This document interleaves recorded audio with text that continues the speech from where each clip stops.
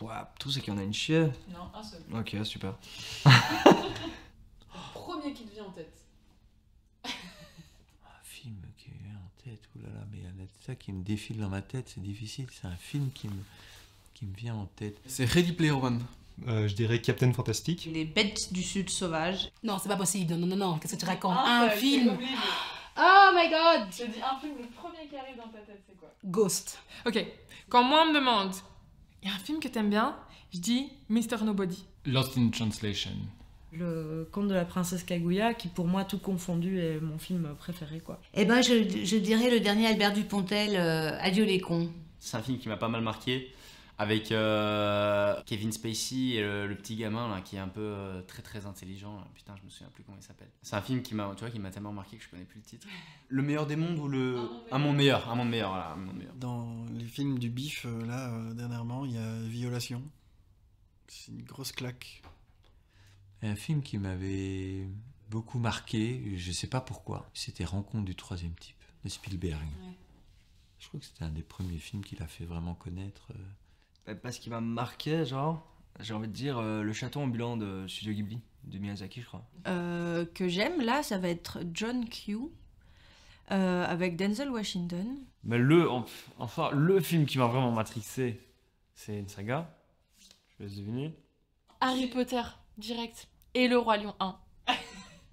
Direct. Tiens, voilà, celui qui me vient à l'esprit, c'est Les femmes du 6e étage, avec Lucchini. Je veux dire Jurassic Park. J'ai vu un film que j'ai trouvé extraordinaire, qui est un film mexicain qui s'appelle Blanche-Neige. Je pense que le premier qui vient en tête, c'est L'itinéraire d'un enfant gâté. C'est très vieux, c'est pour ça que je rigole, parce que je suis pas du tout pour les vieux films, et encore moins français, donc c'est vraiment marrant, mais c'est un peu... Ça doit sûrement être parce que c'est un film de quand... Enfin, que j'ai vu quand j'étais petite. C'était un film, ouais, qui me touchait beaucoup. C'est quelqu'un qui se barre, en fait. C'est un mec qui a tout, puis bizarrement, bah, il est pas bien, et du jour au lendemain, il décide de partir, quoi.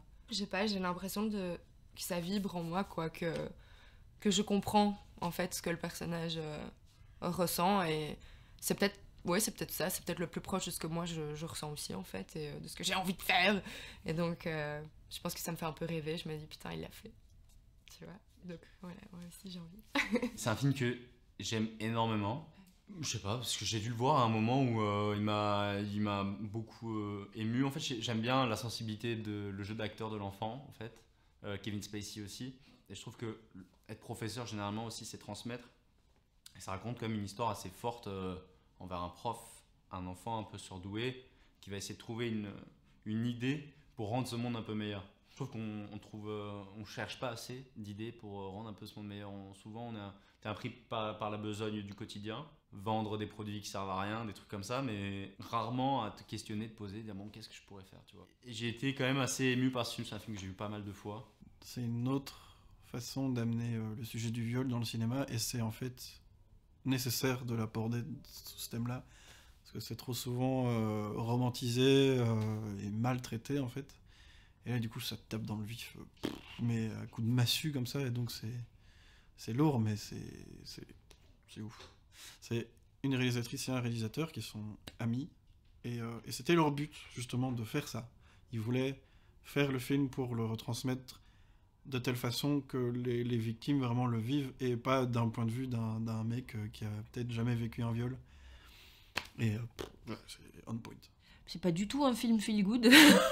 C'est un grand drame, et c'est un film qui m'a énormément touchée à l'époque, et je crois que c'est le film qui m'a le plus fait pleurer de tous les temps. Genre, c'était pas juste la larme qui coule, c'était le gros sanglot inarrêtable, parce que dans ce film, le papa dit une phrase à son fils qui est exactement la même qu'une phrase que mon papa me répétait beaucoup quand j'étais gamine. Précisément, je sais pas, mais c'est « je serai toujours là pour toi », et en fait, il tapote le cœur de son fils. Ouais, ça a trait à des paroles que mon père a pu avoir en disant qu'il était prêt à donner sa vie pour nous, pour ses filles. C'est pas joyeux, regardez pas ça si vous êtes déprimé du tout, genre pas du tout. Je sais pas ce qui s'est passé, mais je l'ai trouvé prenant. C'est magnifique, c'est vraiment magnifique. J'ai plein de gens autour de moi qui adorent le cinéma, et je sais pas, j'adore le cinéma, mais je suis pas une grande...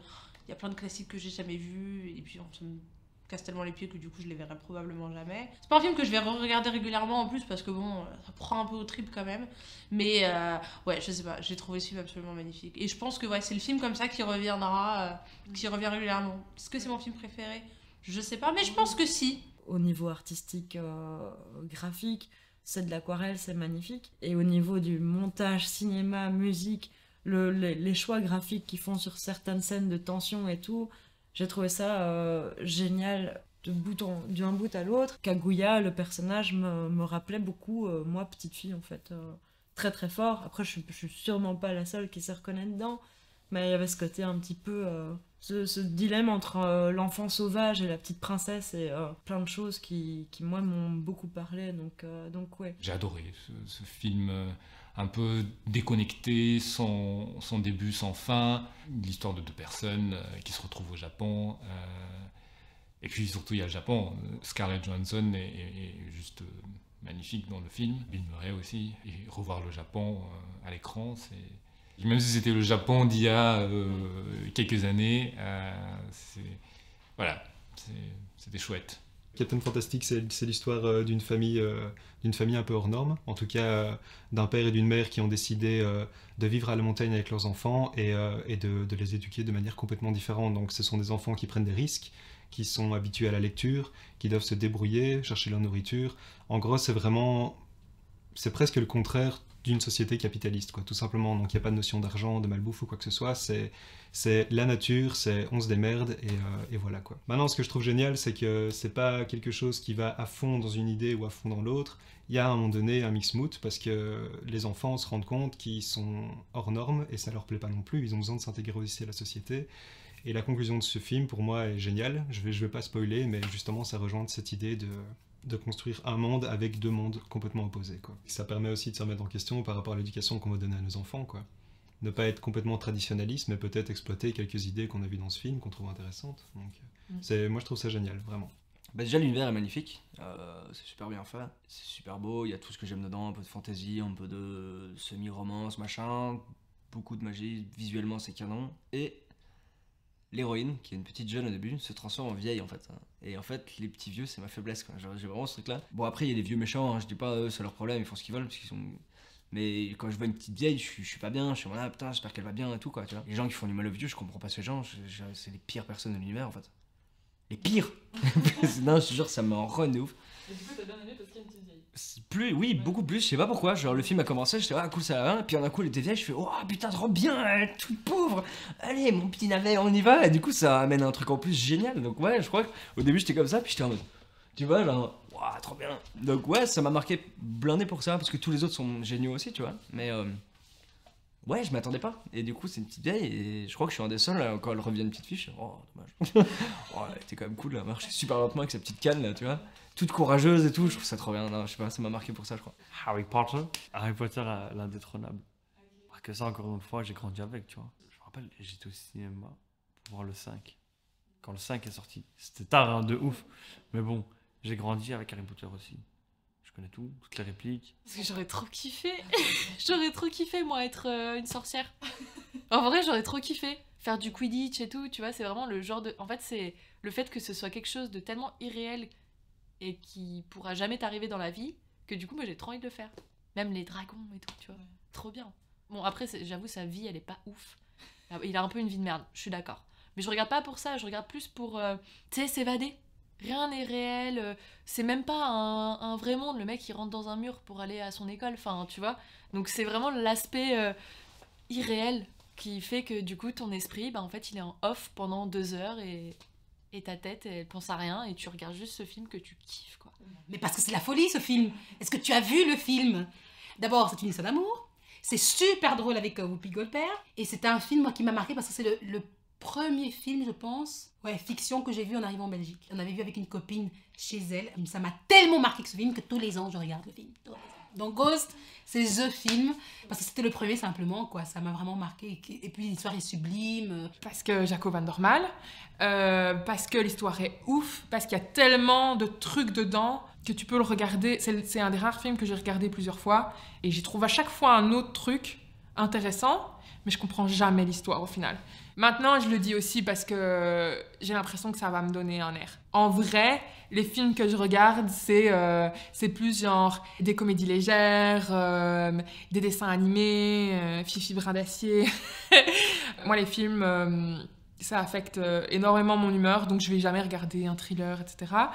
Et je vais pas forcément regarder des trucs compliqués, etc. Mais du coup, encore une fois, j'ai un complexe, je me dis, ah, je devrais aimer ci, je devrais aimer ça. Donc si quelqu'un me demande, je vais dire genre Mr. Nobody, parce que je me dis, c'est bon, je dis Mr. Nobody, je suis tranquille.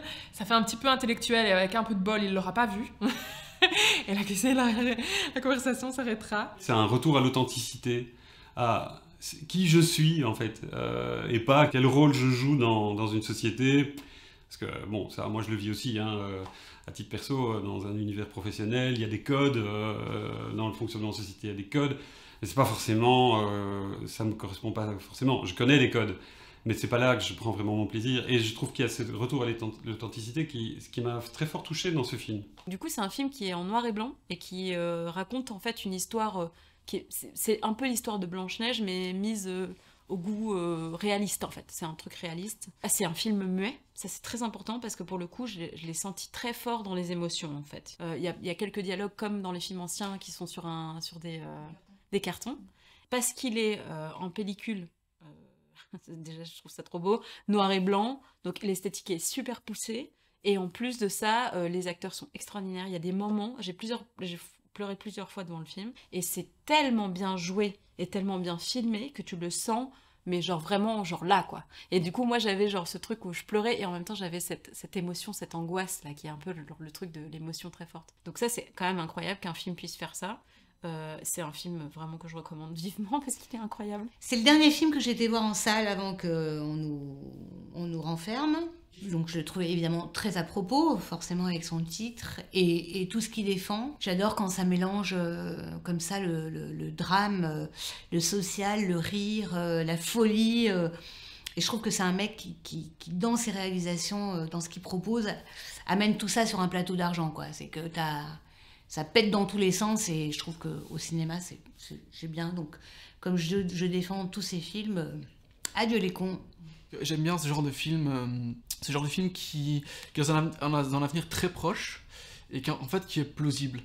Même si c'est pas forcément ce qui se passera, c'est plausible. C'est possible que on en arrive là, à cette date-là du film en fait. Le fait d'imaginer ce que pourrait devenir le futur ou ce que pourraient donner les technologies qu'on a maintenant, plus évoluées, c'est vraiment... Moi, ça m'intéresse beaucoup. Et puis, ce film aussi est bourré de clins d'œil pop culture. Et ça rapporte aussi à plein d'autres souvenirs. Et même si c'est des trucs qui sont plus des années 80, que je connais grâce à mes parents, mais que j'ai pas vraiment connu avec l'engouement qu'il y a eu. Voilà, c'est un film que j'ai vraiment apprécié, que j'ai vu plusieurs fois. Non, parce que c'est mon film préféré. Déjà, j'adore les dinosaures.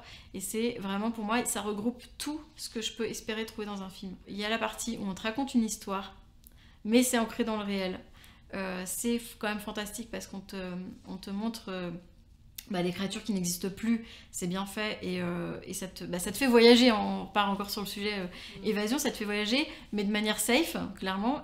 Et en même temps, il y a un côté, je trouve, assez féministe dans ce film, avant l'heure. Enfin, je trouve qu'il est assez... Voilà, les rôles féminins sont... Enfin, il y en a plutôt un, mais il y en a deux, mais ils sont intéressants. Et puis, tu te marres, t'as peur, tu vibres, Voilà, c'est... Pour moi, il a tout ce film, quoi. Il y a même le côté émotion. Et moi, franchement, quand je le regarde, à chaque fois que je vois la première scène avec les dinos, j'ai envie de pleurer, quoi. Donc, pour moi, ouais, c'est ça, en fait. Pour moi, c'est ça le cinéma. Pas que, mais j'adore aussi les films d'auteur et les trucs où c'est des huis clos et machin, où ça parle. Mais j'adore un film comme ça où je crois que ça dure 2 heures, mais t'as 2 heures où tu pars, t'es dans un autre monde, t'es dans une autre réalité. Et il y a quand même un fond de réflexion philosophique qui n'est pas pour me déplaire, donc voilà. Il y avait une ambiance dans ce film qui était tout à fait particulière. Ça m'avait fort marqué, avec ce gars qui construisait son montagne dans son salon, la musique, tout ça. Il me semble que c'était un film qui faisait un peu rupture avec le reste de la science-fiction, il me semblait à l'époque. Après, il y a des films plus... Non, c'était sûr. T'as pas le droit à l'autre.